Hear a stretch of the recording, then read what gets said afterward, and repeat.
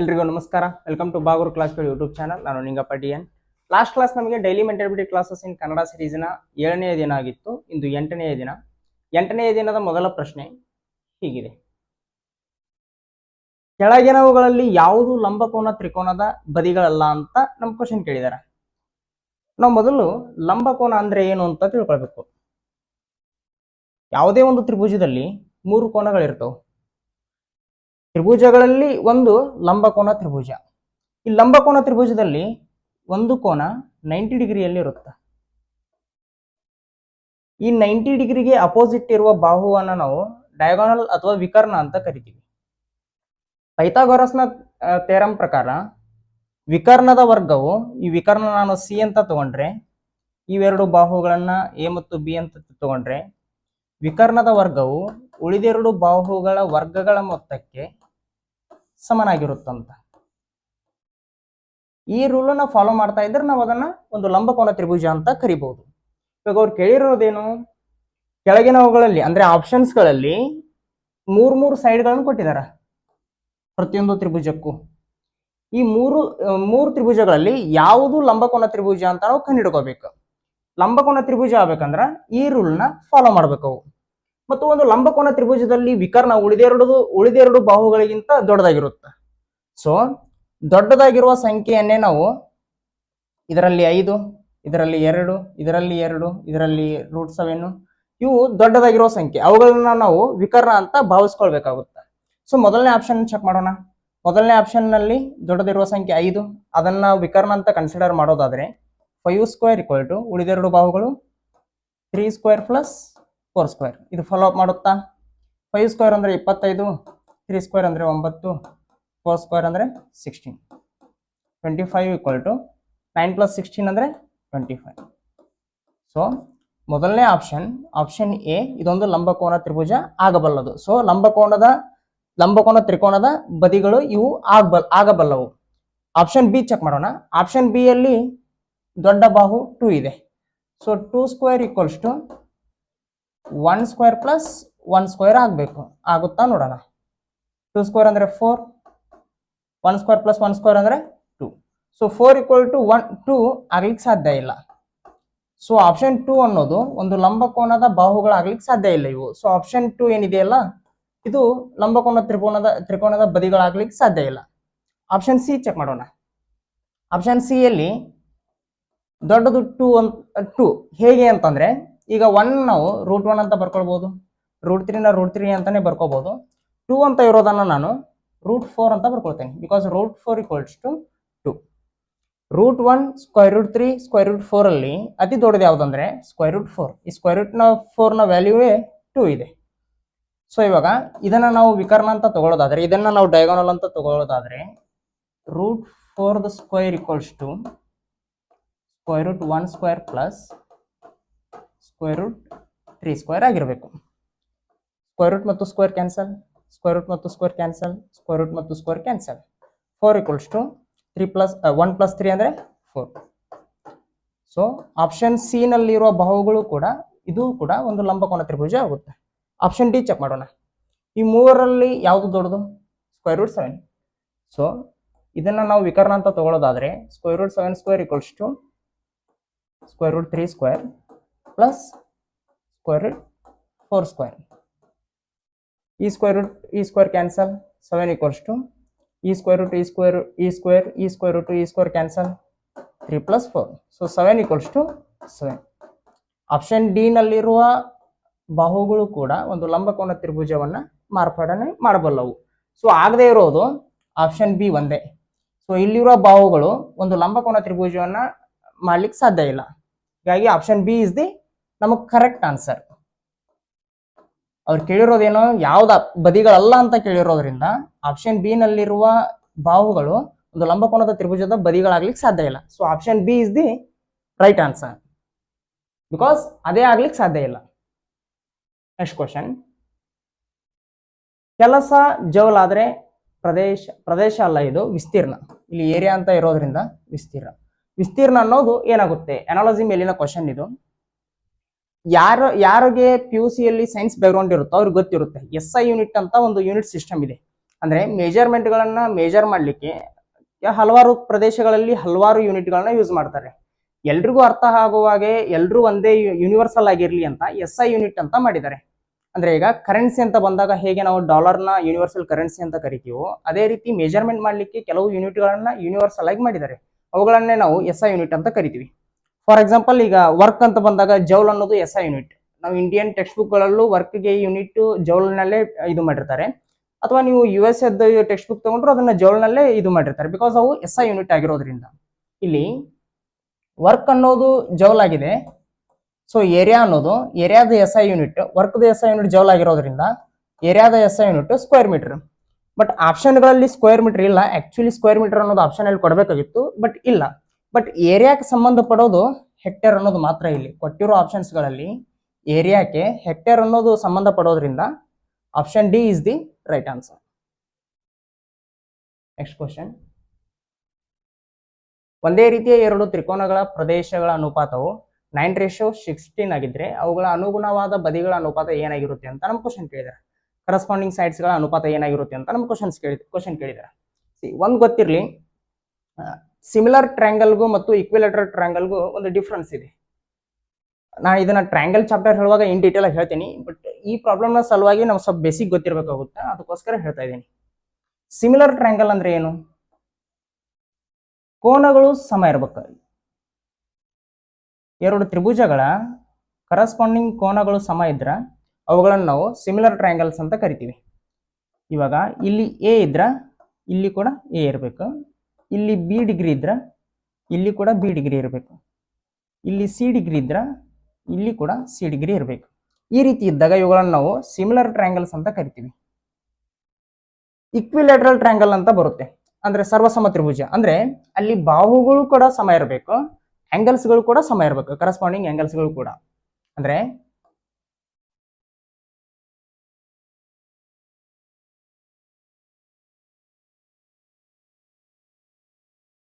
ಈ angle A ಅನ್ನೋದಾಗಿದ್ರೆ ಇಲ್ಲಿ ಕೂಡ ಎ ಅಂತಾನೆ ಇರಬೇಕು, ಎ ಡಿಗ್ರಿನೇ ಇರಬೇಕು. ಇಲ್ಲಿ ಬಿ ಡಿಗ್ರಿ ಇದ್ರೆ ಇಲ್ಲಿ ಕೂಡ ಬಿ ಡಿಗ್ರಿನೇ ಇರಬೇಕು. ಇಲ್ಲಿ ಸಿ ಡಿಗ್ರಿ ಇದ್ರೆ ಇಲ್ಲಿ ಕೂಡ ಸಿ ಡಿಗ್ರಿನೇ ಇರಬೇಕು.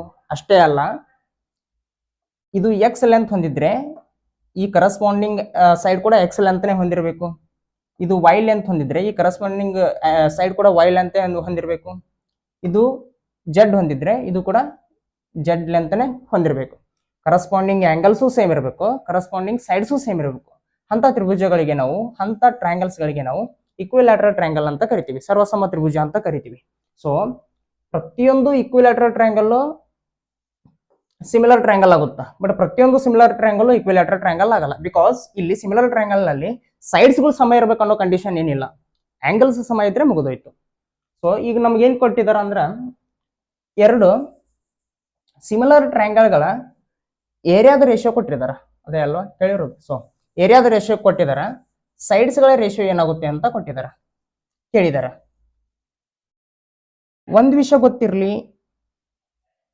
ಸಿಮಿಲರ್ ಟ್ರಯಾಂಗಲ್ ನಲ್ಲಿ ಸೈಡ್ಸ್ಗಳ ರೇಷಿಯೋ ಏನಾದರೂ ನಮ್ಗೆ ಗೊತ್ತಿದ್ರೆ, ಅವುಗಳ ವರ್ಗಗಳ ರೇಷಿಯೋ ಏರಿಯಾದ ರೇಷಿಯೋ ಆಗಿರುತ್ತೆ. ಅಂದ್ರೆ ಎರಡು ಸಿಮಿಲರ್ ಟ್ರಯಾಂಗಲ್ಗಳ ಸೈಡ್ಸ್ಗಳ ರೇಷಿಯೋ ಎ ರೇಷಿಯೋ ಬಿ ಆಗಿತ್ತಂದ್ರೆ ಅವೆರಡೂ ಟ್ರಯಾಂಗಲ್ನ ಏರಿಯಾದ ratio A square ratio B square ಆಗಿರುತ್ತೆ. ಸೊ ನಮಗೆ ಸೈಡ್ಸ್ಗಳ ರೇಷಿಯೋ ಗೊತ್ತಿದ್ದಾಗ ಅವುಗಳನ್ನ ಸ್ಕ್ವೇರ್ ಮಾಡಿಬಿಟ್ರೆ ನಮಗೆ ಏರಿಯಾದ ರೇಷಿಯೋ ಗೊತ್ತಾಗ್ಬಿಡುತ್ತೆ. ನಮಗೆ ಈಗ ಏರಿಯಾದ ರೇಷಿಯೋನೋ ಕೊಟ್ಟಿದಾರ, ಅವೆರಡು ಸಿಮಿಲರ್ ಟ್ರಯಾಂಗಲ್ಗಳ ಏರಿಯಾದ ರೇಷಿಯೋ ಕೊಟ್ಟಿದಾರ. ನಮಗೆ ಬೇಕಾಗಿರೋದು ಇವಾಗ ಸೈಡ್ಗಳ ರೇಷಿಯೋ ಕಂಡುಹಿಡ್ಕೋಬೇಕು. ಅವ್ರು ಕೇಳಿರೋದು ಅದನ್ನೇ, ಕರಸ್ಪಾಂಡಿಂಗ್ ಸೈಡ್ಸ್ ರೇಷಿಯೋ ಏನಂತ ಕೇಳಿದಾರ. ನಮಗೆ ಸೈಡ್ಸ್ಗಳ ರೇಷಿಯೋ ಬೇಕಂದ್ರೆ ಇವಾಗ ಇವುಗಳಿಗೆ ಎರಡಕ್ಕೂ ಸ್ಕ್ವೇರ್ ರೂಟ್ನ ಅಪ್ಲೈ ಮಾಡಬೇಕು. ಅಪ್ಲೈ ಮಾಡಿದಾಗ ನಮಗೆ ಸೈಡ್ಸ್ಗಳ ರೇಷಿಯೋ ಸಿಕ್ಬಿಡುತ್ತೆ, ಬಿಕಾಸ್ ಸ್ಕ್ವೇರ್ ಮತ್ತು ರೂಟ್ ಕ್ಯಾನ್ಸಲ್ ಆಗುತ್ತೆ. ಆದ್ದರಿಂದ ಇವಾಗ ಏರಿಯಾದ ರೇಷಿಯೋ 9:16 ಇದೆ. ಇವಾಗ ನಮ್ಗೆ ಸೈಡ್ಸ್ಗಳ ರೇಷಿಯೋ ಬೇಕಂದ್ರೆ ಸ್ಕ್ವೇರ್ ರೂಟ್ನ ಅಪ್ಲೈ ಮಾಡಬೇಕು. ಸೊ ಸ್ಕ್ವೇರ್ ರೂಟ್ 9 ಅಂದ್ರೆ 3 ರೇಷಿಯೋ, ಸ್ಕ್ವೇರ್ ರೂಟ್ 16 ಅಂದ್ರೆ 4.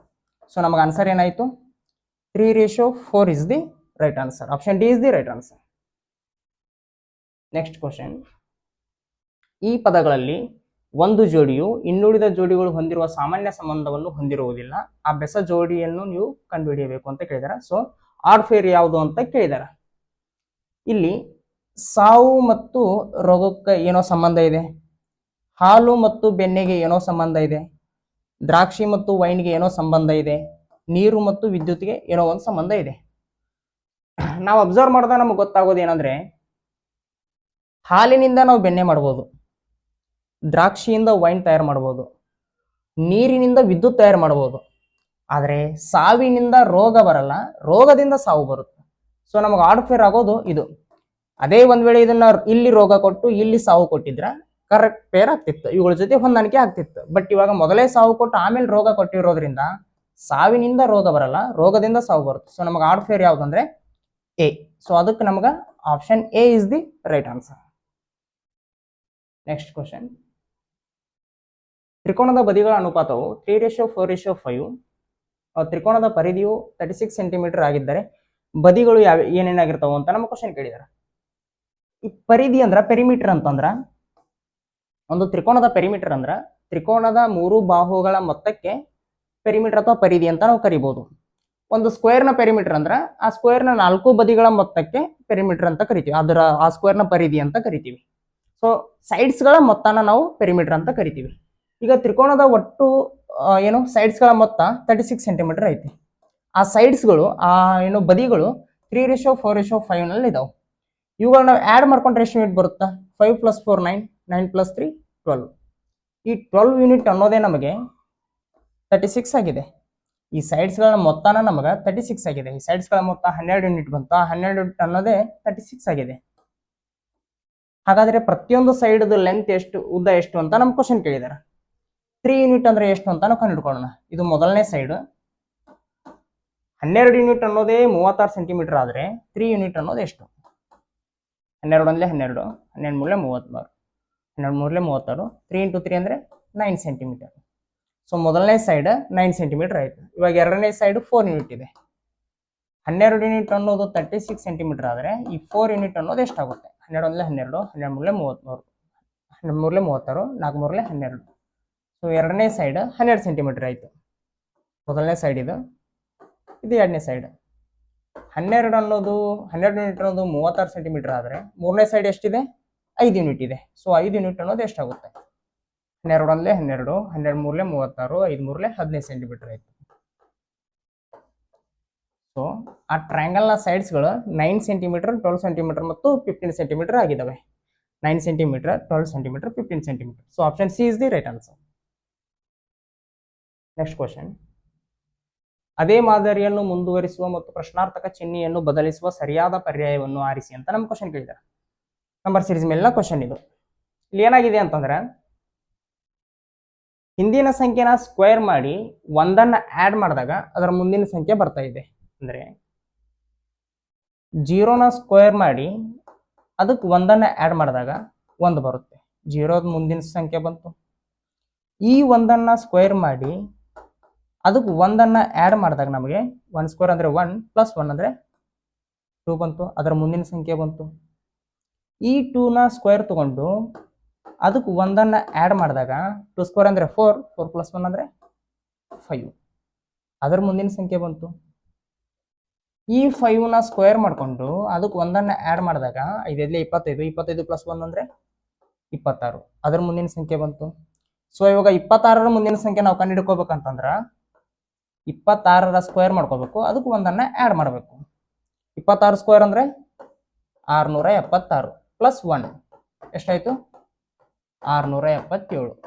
So option B 677 is the right answer. Next question. ಕಳೆದ ವರ್ಷ ನನ್ನ ವಯಸ್ಸು ಪರಿಪೂರ್ಣ ವರ್ಗ ಸಂಖ್ಯೆಯಾಗಿತ್ತು, ಮುಂದಿನ ವರ್ಷ ಇದು ಘನ ಸಂಖ್ಯೆಯಾಗಲಿದೆ, ನನ್ನ ಈಗಿನ ವಯಸ್ಸು ಎಷ್ಟು ಅಂತ ಕೇಳಿದಾರೆ. ಸೊ ಆಪ್ಷನ್ಸ್ ಥ್ರೂ ನಾವು ಮಾಡಬೇಕಾಗುತ್ತೆ. ಆಪ್ಷನ್ ಎ ಈಗಿನ ವಯಸ್ಸು ಅಂತ ಕನ್ಸಿಡರ್ ಮಾಡಿದ್ರೆ ಕಳೆದ ವರ್ಷ ವರ್ಗ ಸಂಖ್ಯೆ ಆಗಿತ್ತು ಅಂತ.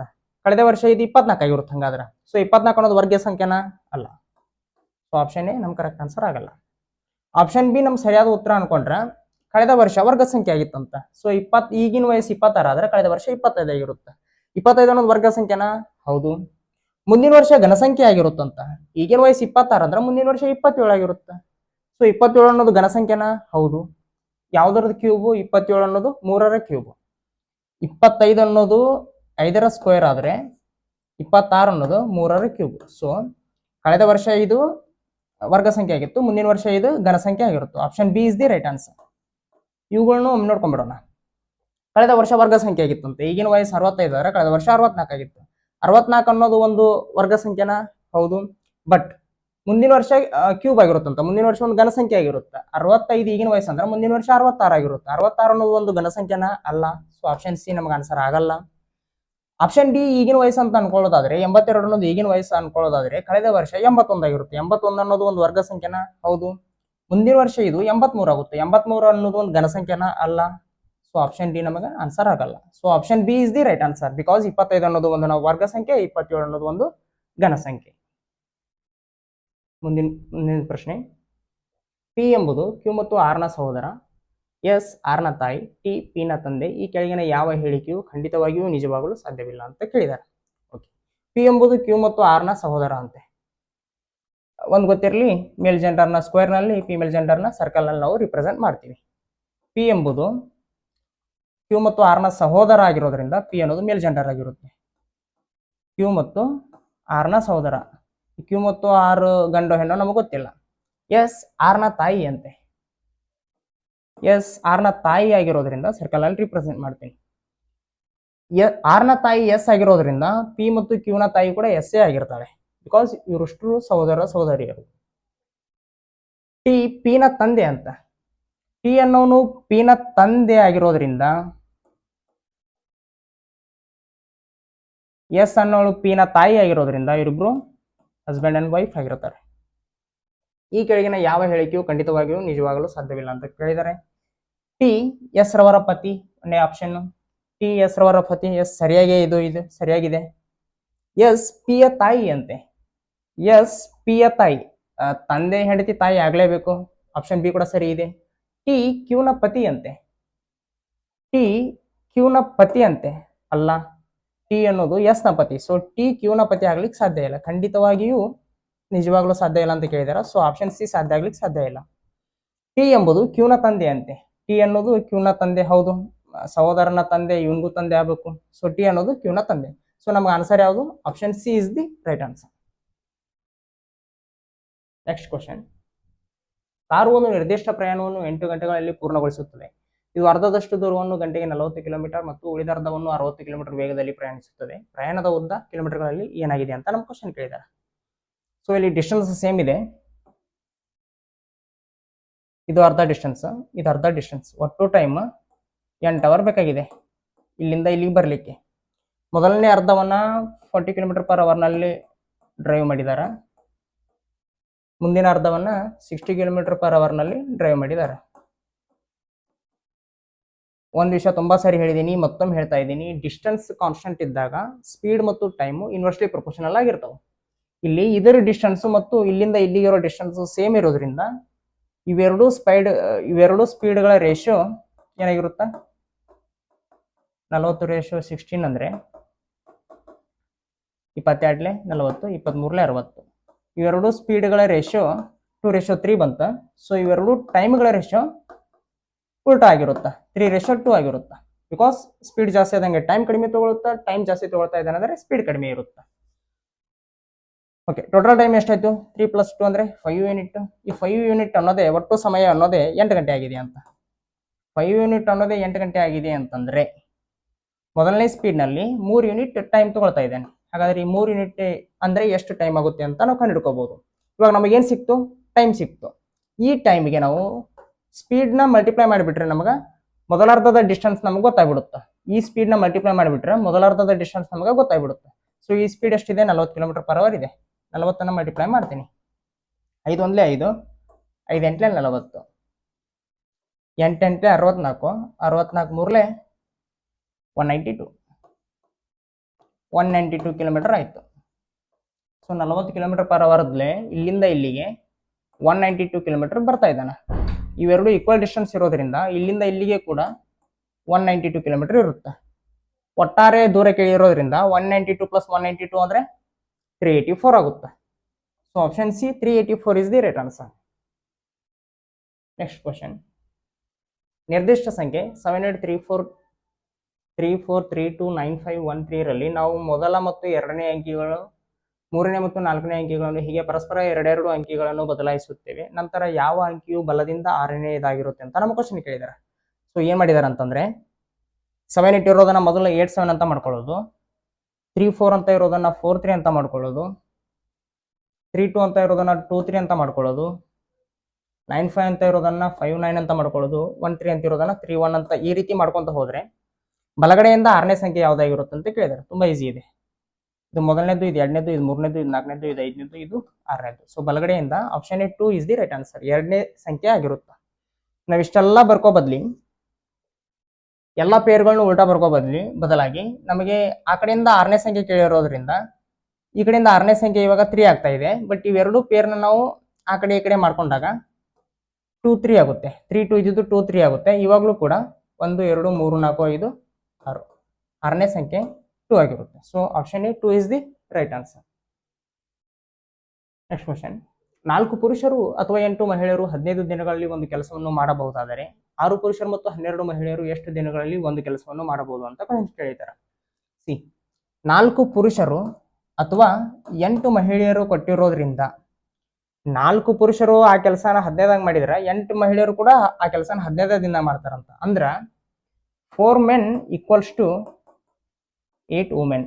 8 ಪುರುಷರು 8 ಮಹಿಳೆಯರಿಗೆ ಸಮಾಧಾನ ಅಂತ. ಅಂದ್ರೆ ಮೆನ್ ಬೈ ವುಮೆನ್ ರೇಷಿಯೋ ಏನಾಗುತ್ತೆ? 2:1 ಆಗುತ್ತೆ. 4 1 4 4 2 8. ವುಮೆನ್ ಈ ಕಡೆ ಬಂದ್ರೆ ಮೆನ್ಗೆ ಡಿವೈಡ್ ಆಗುತ್ತೆ.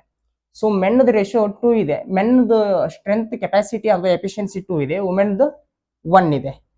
ಇಬ್ರು ವುಮೆನ್ ಮಾಡೋ ಕೆಲಸನ ಒಬ್ಬ ಮೆನ್ ಮಾಡ್ತಾನೆ ಅಂತ. ಇವಾಗ 4 ಪುರುಷರು ಅಂತ ತಗೊಂಡಾಗ ಒಬ್ಬೊಬ್ರದ್ದು ಎಫಿಷಿಯನ್ಸಿ 2 ಇದೆ. ಸೊ ಒಟ್ಟು ಎಫಿಷಿಯನ್ಸಿ 4 × 2 8 ಆಗುತ್ತೆ. ಇವರು 8 ಆಗುತ್ತೆ ಇದು ಎಫಿಷಿಯನ್ಸಿ. ಈ 8 ಎಫಿಷಿಯನ್ಸಿಯಿಂದ ಒಂದು ಕೆಲಸ ಮಾಡಲಿಕ್ಕೆ 15 ದಿನ ತಗೊಂಡ್ರೆ ಅದೇ ಕೆಲಸನ 6 ಪುರುಷರು ಮತ್ತು 12 ಮಹಿಳೆಯರು ಸೇರಿ ಎಷ್ಟು ದಿನದಾಗ ಮುಗಿಸ್ತಾರ ಅಂತ ನಮ್ಮ ಕ್ವಶನ್ ಕೇಳಿದಾರೆ. 6 ಪುರುಷರು, ಪ್ರತಿಯೊಬ್ಬ ಪುರುಷಂದು ಎಫಿಷಿಯನ್ಸಿ 2 ಇದೆ ಅಂತಂದ್ಮೇಲೆ 12 ಎಫಿಷಿಯನ್ಸಿ ಆಯಿತು. ಪ್ಲಸ್ ಇಲ್ಲಿ ಪ್ಲಸ್ ಯಾಕೆ? ಇನ್ನೂ 12 ಮಹಿಳೆಯರು ಅವ್ರ ಜೊತೆ ಸೇರಿ ಕೆಲಸ ಮಾಡ್ತಾ ಇದ್ದಾರೆ.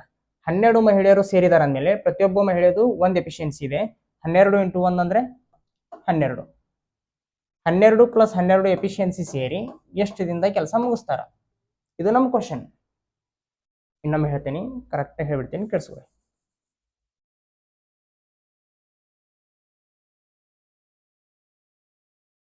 ನೋಡಿ, 4 men 8 women ಈಕ್ವಲ್ ಇದೆಲ್ಲ ಗೊತ್ತಾಗಿರುತ್ತಾ? ಇವಾಗ ಈ 4 ಜನ, ಈ 4 ಪುರುಷರು ಸೇರಿ ಅಥವಾ 8 ಮಹಿಳೆಯರು ಸೇರಿ 15 ದಿನದಿಂದ ಮುಗಿಸ್ತಾರಲ್ಲ, ಅದೇ ಕೆಲಸನ 6 ಪುರುಷರು ಮತ್ತು 12 ಮಹಿಳೆಯರು ಸೇರಿ ಎಷ್ಟು ದಿನದಿಂದ ಮುಗಿಸ್ತಾರ ಅಂತ ನಮ್ಮ ಕ್ವಶನ್ ಕೇಳಿದಾರೆ.